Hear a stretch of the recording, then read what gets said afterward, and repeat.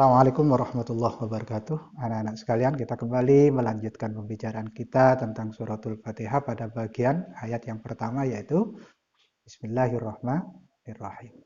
Sekarang kita berbicara tentang kata yang pertama dari Bismillahirrahmanirrahim. Tentu kita tidak akan berbicara tentang ba yang merupakan huruf jar, tetapi pada ismun, ya, yaitu ismun. Kita tahu di dalam Bismillahirrahmanirrahim ada ba, ada ismun, ada Allah, lafzul jalalah, ada ar-Rahman dan ada ar-Rahim. Yang pertama adalah al-ismu. Apa itu nama? Ya. Di situ dikatakan al-lafzu alladzi yadullu ala dzatin aw makna. Atau dikatakan al-alamah. Li'anna al-isma alamatul liman wada'alah. Jadi nama itu apa sih? Itu adalah lafaz atau kata yang menunjukkan kepada zat atau kepada makna tertentu. Ya, jadi kalau sama dengan kita mengatakan ini pensil misalnya, ini pensil. Pensil itu apa? Itu memiliki makna tertentu. Ya. Nama orang juga sama. Jadi ketika kalian menyebut namanya Muhammad, maka Muhammad itu memiliki makna. Makanya orang itu memberi nama orang kepada orang lain, kepada anak itu dengan nama-nama yang bagus. Karena dikatakan al-ismu wa du'a. Nama itu adalah doa, harapan. Jadi kalau ada orang diberi nama Abdurrahman, diberi nama apa dan sebagainya, itu di situ tersimpan doa. Ya, tersimpan makna tertentu. Ya, sehingga wajar ketika misalnya orang-orang di desa terutama ketika punya anak itu lalu datang kepada kiai meminta nama yang bagus. Nama yang cocok untuk putra ataupun putrinya. Kan di situ menyimpan doa. Jadi tidak sembarangan memberi nama, bukan semua yang ada di Quran, yang penting ada di Quran dijadikan nama. Karena tidak semua kata di Quran itu bermakna baik. Ya, kan ada di Quran misalnya diberi nama Muhammad Jahannam, lah ya kacau nanti. Atau karena berbahasa Arab lalu diberi nama Siti Miurofah. Padahal Miurofah itu artinya kalau didengarkan bagus itu, Siti Miurofah gitu. Padahal artinya Miurofah itu apa? Gayung ya. Nah itu tidak seperti itu karena nama itu memiliki makna tertentu. Ini urgensi daripada nama. Kita ingat misalnya di dalam suratul Baqarah dialog antara Allah dengan malaikat. Ketika Allah mengatakan wa idz qala rabbuka lil malaikati inni ja'ilun fil ardi khalifah, dibantah oleh malaikat, qalu ataj'alu fiha majibsidu fiha wa yasfiku dima. Kemudian di situ Allah membuat mengadakan kompetisi barangkali atau olimpiade antara malaikat dengan Nabi Adam, wa 'allama Adam al-asma'a kullaha tsumma 'aradahum 'alal malaika faqala anbi'uni bi asma'i haula'i in kuntum shadiqin. Ya, ditanya kepada malaikat, sebutkan nama-nama. Apa nama-nama itu? Di dalam tafsir dikatakan nama-nama itu wakila ismud dawab, nama-nama dari binatang melata. Ya, wakila ismud durriyah, wakila asma, ya secara umum. Maka di situ kan dikatakan al-qas'ah dan sebagainya. Justru nama-nama alat dapur, alat peralatan yang ada di dapur, mulai mangkok dan macam-macam. Tapi apa yang terjadi? Malaikat tidak bisa menjawab, tidak bisa memberitahu kepada Allah nama-nama benda yang oleh Allah ditunjuk untuk diberi nama. Nah itu soal nama. Jadi seakan-akan disitulah kelebihan Nabi Adam karena mampu menyebutkan nama. Makanya kalau ada anak Adam, kita semua manusia ini pandai di dalam memberikan nama. Bahkan kadang-kadang nama yang sudah bagus saja dirubah. Namanya Muhammad dipanggil Pitik dan sebagainya. Itu saking pintarnya membuat nama. Nah ini. Nah kemudian di situ Bismillahi ada ba, ada ismun. Ya. Ulama mengatakan wal jar wal majrur bismi muta'alliqun bimamdzufin taqdiruhu at-tadi'u. Jadi jar dan majrur itu berhubungan dengan sesuatu yang dibuang. Apa yang dibuang itu adalah kalimat atau kata ibtada ayat tadi'u. Maknanya ay abtadi'u qiraati mutabarrakan wa mutayammiman.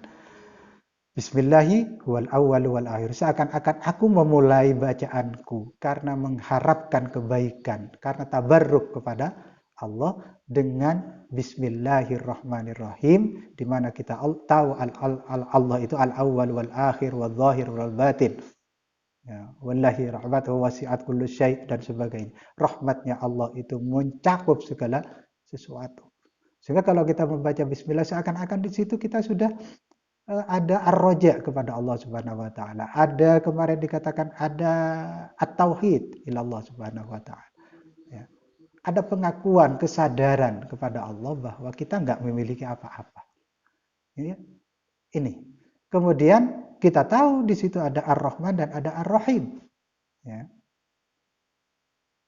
Apa maknanya? Bahwa setiap orang itu senang kalau dipuji itu lumrah. Ya. Kenapa? Allah di situ juga memuji dirinya dengan Ar-Rahman, dengan Alhamdulillah. Ya. Ar-Rahman, Ar-Rahim itu sebuah pujian yang Allah taruh untuk dirinya sendiri. Itu bagi Allah pantas. Tapi jangan sampai terjadi kepada kita semua. Ya. Nah ini. Nah karena itu seperti saya katakan tadi, ketika kita membaca Bismillah, maka kita mengatakan kepada diri kita sendiri bahwa kita itu atabarra'u mimma kana yaf'aluhul musyrikun ad-dallun. Aku membebaskan diriku dari apa? Dari perbuatan yang dilakukan oleh para musyrikun ataupun orang-orang yang tersesat. Ya. Kenapa? Karena mereka memulai perilaku perbuatannya, memulai ngomong apapun juga, melakukan apapun juga tidak dengan mengingat Allah Subhanahu wa taala. Karena itu jangan sampai kita melakukan sesuatu itu tidak dengan bismillahirrahmanirrahim. Tetapi mulailah segala sesuatu dengan bismillah, bukan sekedar lisanan tetapi wa'yan wa qalban. Jadi kesadaran, penuh kesadaran dari hati kita sendiri, menyadari bahwa aku bekerja ini bukan untuk siapa-siapa, bukan karena siapa-siapa. Kalau kita melakukan pekerjaan yang bukan karena siapa-siapa tetapi tetapi hanya karena Allah Subhanahu wa taala, maka otomatis pekerjaan kita, apa yang kita sampaikan itu bernilai ibadah di sisi Allah. Kita juga berbicara tentu tidak akan melakukan pembicaraan hal-hal yang tidak baik di sisi Allah. Kenapa? Karena kita sudah berikrar di dalam sebelum kita berbicara. Itu yang pertama. Ya. Yang kedua, lafaz ismun itu kemudian digandeng dengan lafzul jalalah, yaitu Allah. Ya. Apa itu? Alamun ala dzatil khaliq. Ya. Itu isim alam.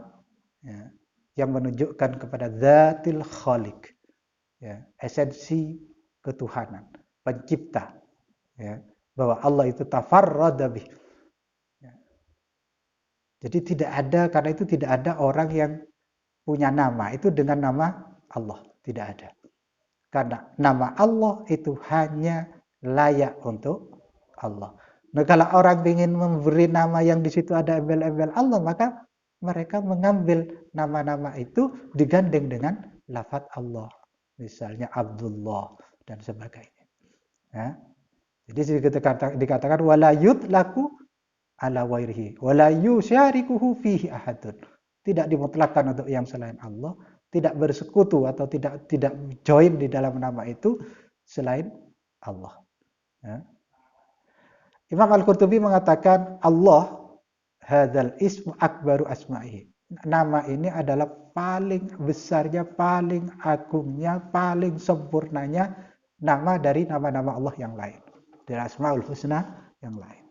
Itu Allah. Ya.